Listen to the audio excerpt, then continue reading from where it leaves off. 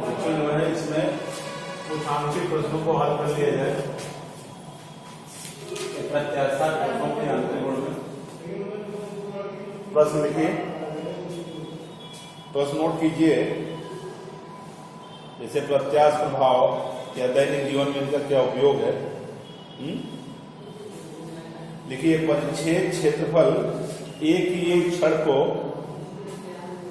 यह बल लगाकर संलग्न चित्र में बना रहा हूं।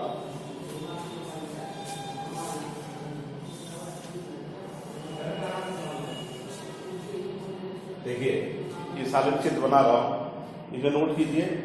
यह है और पी ले, यह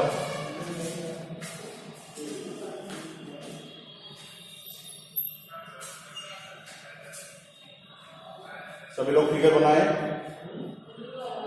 यह cos थीटा, यह PQ।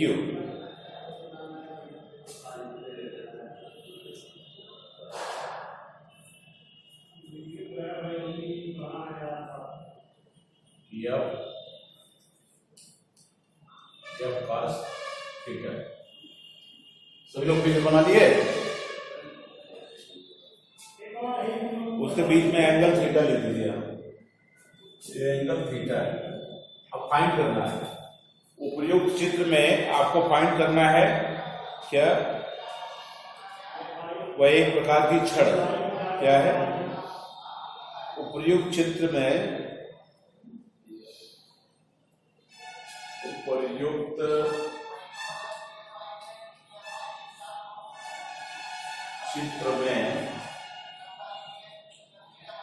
उपर्युक्त चित्र में परिच्छेद क्षेत्रफल एक की छड़ को परिच्छेद क्षेत्रफल ए की, ये जो एक प्रकार की छड़ है बच्चों, प्रयुक्त चित्र में परिच्छेद क्षेत्रफल ए की एक छड़ को यह बल लगाकर एक छड़ को यह बल लगाकर, फिगर देखिए। उपर्युक्त चित्र में जो चित्र बनाया है उसमें जो है यह परिच्छेद का एक क्षेत्रफल का एक चित्र है, जिसमें जो है चित्र की दिशा में देखिए छड़ को यह बल लगा करके चित्र के अनुसार खींचा गया है। क्या चित्रानुसार, यानी चित्र के अनुसार खींचा गया है।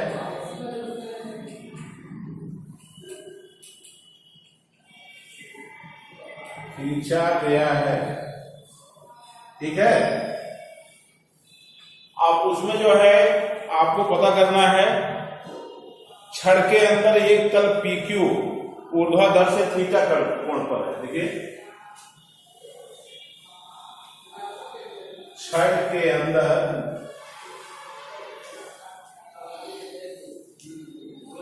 एक तल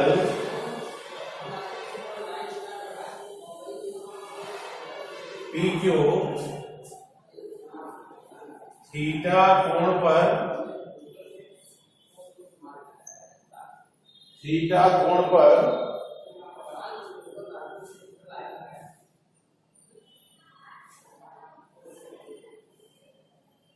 क्या ऊर्ध्वाधर है।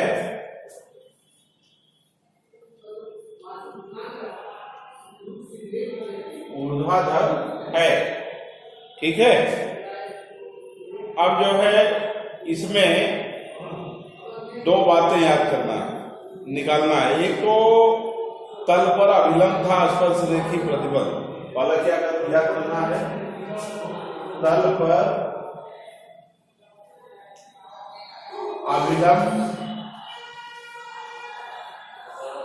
अभिलंब तथा स्पर्श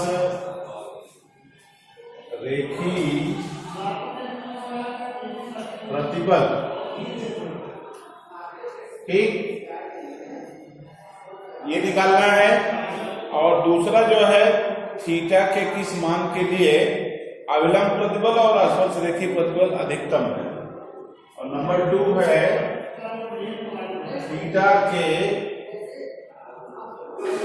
किस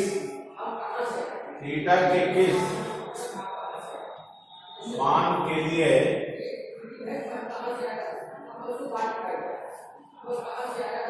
अविलंब, थीटा के किस मान के लिए अविलंब प्रतिबल, थीटा के किस मान के लिए अविलंब प्रतिबल, लिखिए अविलंब प्रतिबल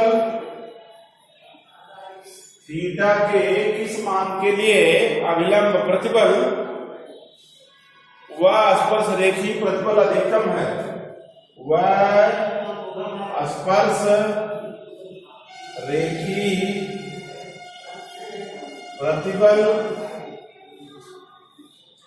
अधिकतम है। ये आपको पता करना है। देखिए फिगर आप देख ही रहे हैं, बना ही लिए हैं। सबसे पहले जो है चित्र से जो तल PQ है, PQ का क्षेत्रफल मान लीजिए ये डैश है, ठीक, और संपूर्ण क्षेत्रफल क्या है, A है। तो लिखिए चित्र के तल PQ का क्षेत्रफल, क्या, तल PQ का क्षेत्रफल A डैश इक्वल, जब ये तल का निकालेंगे तो क्या आ जाएगा, A बटे cos थीटा, A बटे cos थीटा। अब आइए पहले पॉइंट पर चलते हैं। तल पर अभिलंब था स्पर्श रेखी प्रतिबल, अभिलंब प्रतिबल आप जानते हैं अभिलंबोत्तल बटे क्षेत्रफल, क्या, अभिलंब प्रतिबल बराबर अभिलंबवत बल बटे क्षेत्रफल। ये अभिलंबोत बल बटे क्षेत्रफल नोट कर दीजिए। अभिलंबोत बल जो है ये cos थीटा है और क्षेत्रफल क्या है, वो A डैश है, बराबर हो जाएगा F cos theta divide by A dash. और A डैश का मान यहां लिख दीजिए, या ये बराबर हो जाएगा F cos theta divide by A divide by cos theta. क्या हो जाएगा, cos थीटा ऊपर चला जाएगा, क्या लिखेंगे, F cos square theta divide by A, या F cos square theta divide by A। ये तो अभिलंब क्षेत्रफल हो गया बच्चों, इसको यल नहीं पढ़ लेना, ये थीटा है, F cos square theta divide by A, ठीक। अब इसके बाद आप रूपक प्रतिबल निकाल लीजिए। और ये तन्य प्रतिबल भी है, क्या, इसको तन्य भी कहते हैं, तन्य प्रतिबल लंबवत हो, क्योंकि ये तनाव से प्राप्त होता है। इसको समपीठ प्रतिबल भी कहते हैं, ये भी याद रखिए क्योंकि 3 बता चुका हूं। अगला निकालिए आप रूपक प्रतिबल, क्या, आप रूपक प्रतिबल, ये आप रूपक प्रतिबल बराबर क्या होता है, नोट कीजिए, स्पर्श रेखी पथ बटे क्षेत्रफल, क्या, स्पर्श रेखीय, स्पर्श रेखी बल बटे क्षेत्रफल। अब ये स्पर्श रेखी बल बटे क्षेत्रफल, स्पर्श रेखी बल को आप लिखते हैं F sin theta divide by cos theta, क्षेत्रफल को आपने निकाला है F sin theta divide by वो ए डैश लिखेंगे क्या? अभी ए डैश लिखेंगे तो ए बाई cos थीटा हो जाएगा, सीधे सीधे नोट कर दीजिए, ए डैश लिख दीजिए, या देखिए या sine theta divide by A divide by cos theta, A बराबर आप लिख सकते हैं क्या? जब sine theta cos theta divide by A, या sine theta cos theta divide by A, इसको आप और क्या लिख सकते हैं? स्वाभाविक है, साइन 2 थीटा बराबर क्या होता है जानते हैं? 2 साइन थीटा cos थीटा, 2 से मल्टीप्लाई कर दीजिए, या फिर sign 2 theta divide by 2a, या sign 2 theta divide by 2a। क्यों? नीचे लिखो, बिकॉज साइन 2 थीटा बराबर 2 sign theta cos theta, trigonometry series पढ़े होंगे, because sign 2 theta equal 2 sign theta cos theta, ये आप लोग ट्रिग्नोमेट्री सीरीज में पढ़े हैं। तो देखिए आ गया या sign 2 theta divide by 2a। अब अभिलंब प्रतिबल यानी P, जो दूसरा पार्ट है, पहला तो हो गया, अब निकाल लीजिए अभिलंब प्रतिबल। क्योंकि cos स्क्वायर थीटा बराबर 1 अधिकतम मान के लिए है, cos थीटा 1 है, इसलिए थीटा बराबर 0। अभिलंब प्रतिबल लिखिए नंबर 2, अभिलंब प्रतिबल। अभी अभी कहा अधिकतम मान 1 है, तो cos थीटा बराबर क्या हो जाएगा? नोट कीजिए, cos स्क्वायर थीटा बराबर अधिकतम, cos स्क्वायर थीटा बराबर अधिकतम मान जो है वह 1 है। ठीक, 1 है तो cos थीटा बराबर 1 अर्थात थीटा बराबर 0 degree, cos theta equal to 1 या थीटा इक्वल टू 0 डिग्री। ठीक, थीटा इक्वल 0 डिग्री। अब दूसरा निकाल लीजिए, स्पर्श रेखीय प्रतिबल के अधिकतम मान के लिए, स्पर्श रेखीय प्रतिबल, इसके अधिकतम मान की चर्चा कर रहा हूं। अधिकतम मान स्पर्श रेखीय प्रतिबल, अधिकतम मान साइन 2 थीटा बराबर अधिकतम बराबर 1, साइन 2 थीटा बराबर अधिकतम, ये बराबर 1 लिखिए। ठीक, तो साइन 2 थीटा बराबर 1, sine 2 theta equal to 1। Clear? तो 2 theta equal 90 degree, 2 theta equal 90 degree, theta equal 45 degree होगा।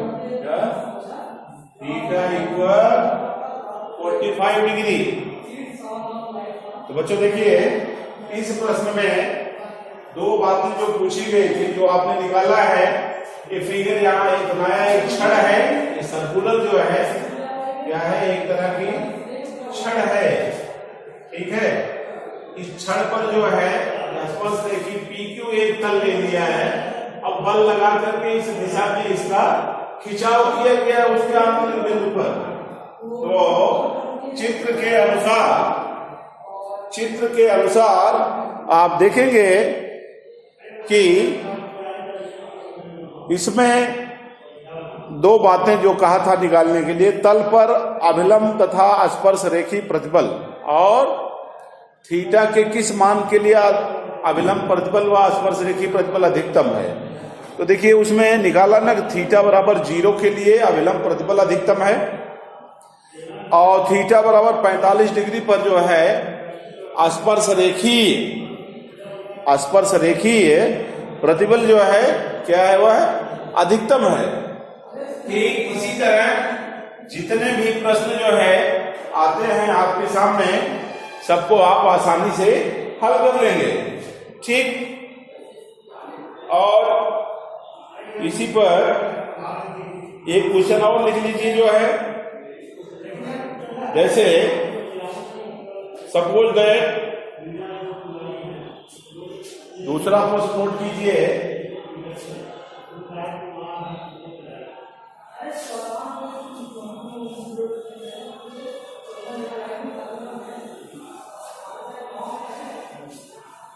प्रश्न को लिखते रहिए। लिखिए, एक धातु के तार की त्रिज्या 0.2 मिलीमीटर है। एक धातु के तार की त्रिज्या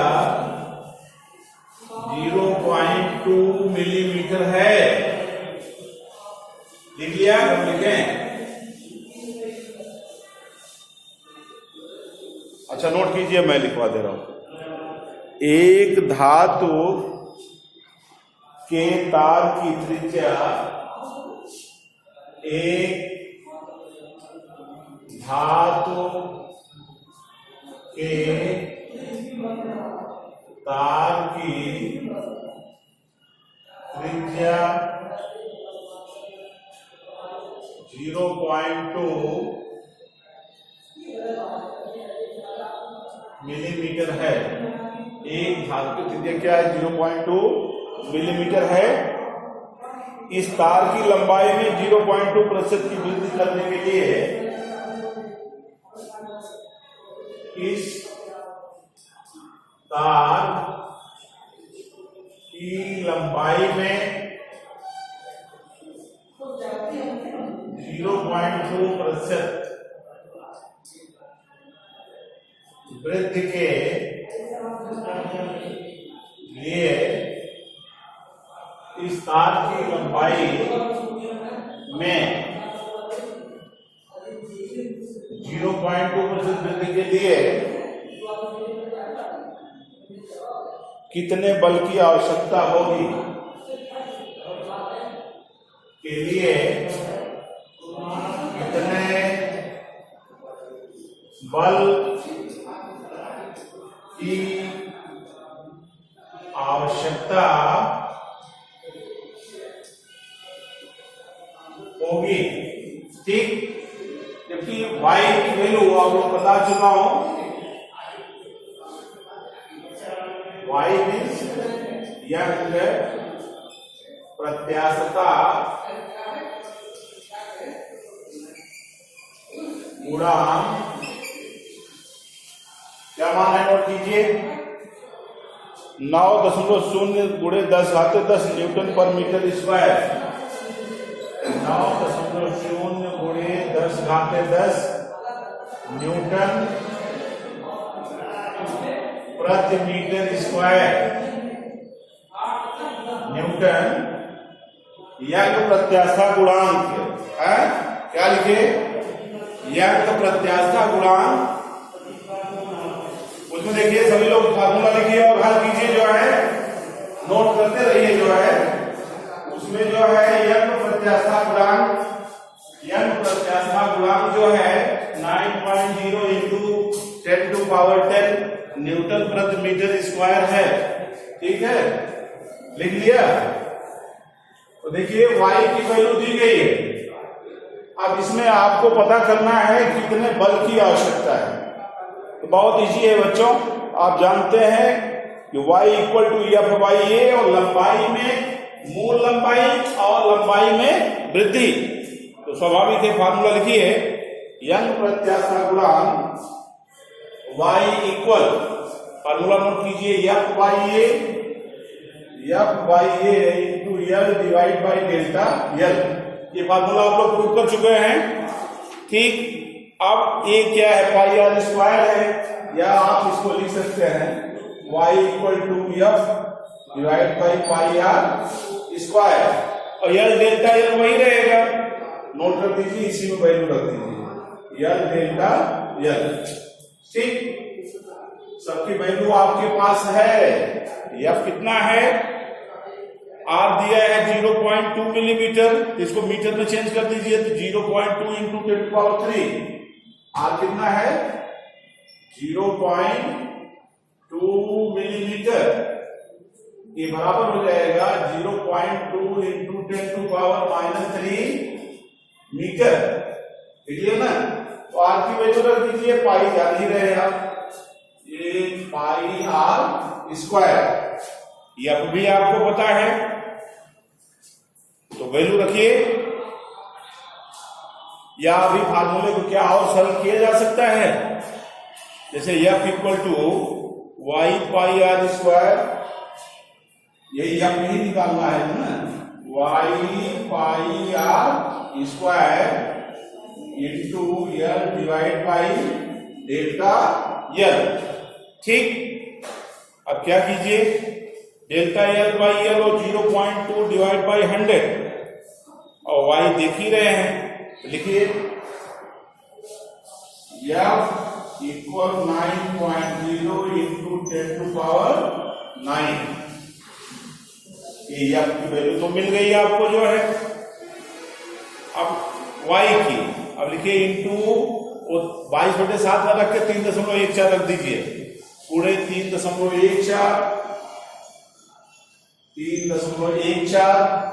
और क्या बचता है, R वहां दिया है 0.2 इंटू 10⁻⁻3। ठीक, लिखे का होल स्क्वायर, इसी का बच्चों होल स्क्वायर कर दीजिए क्योंकि आर स्क्वायर है, और उसमें एल बाई डेल्टा एल का मान आप जानते हैं, नोट कर लीजिए 0.2 डिवाइड बाई 100, 0.2 डिवाइड बाई 100। ठीक, आप इसको हल कर डालिए, हल करने के बाद आपको आसानी से F की वैल्यू मिल जाएगी, और F की वैल्यू जो है जब आप हल करेंगे यहां लिखेंगे, या F इक्वल क्या लिखा है 9.0 into 10⁻⁹ into 3.14 into R square है 0.2 इंटू 10⁻⁻3 का स्क्वायर इंटू 0.2 डिवाइड बाई 100। अब देखिए जब इसका स्क्वायर करेंगे तो स्वाभाविक है पॉजिटिव हो जाएगा, और हल करने के बाद आपको जो है F की वैल्यू क्या मिलेगी, पूरा भाग कर लीजिएगा, इसमें 22.6 न्यूटन आपको प्राप्त करने मिलेगा, 22.6 न्यूटन। Okay, 22.6 Newton. इसी तरह ये जितने प्रश्न आपको मिले हैं आसानी से आप हल कर डालिएगा। ठीक, अभी अगले वीडियो में हम तरल पदार्थों की चर्चा करेंगे, और बस आज जो है इस वीडियो में इतना ही। इस आधार पर ढेर सारे